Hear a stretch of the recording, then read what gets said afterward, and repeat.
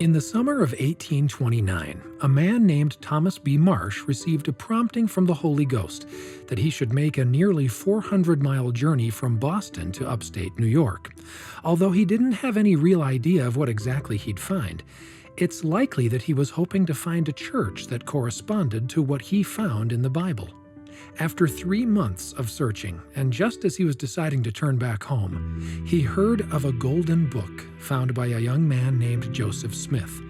Thomas was suddenly overwhelmed with a desire to know more about it. When he asked more about this book, he was told to go to Palmyra and find a man named Martin Harris. Thomas found Martin there at the printing office. He arrived just in time to get a fresh copy of the first 16 pages of the Book of Mormon. Seeing how interested Thomas was, Martin Harris took him to meet Joseph Smith.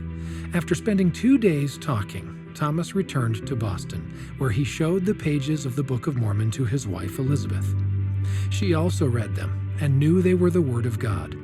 Because of his testimony, Thomas Marsh played an important role in church history, and after a time he moved to Utah to join the saints.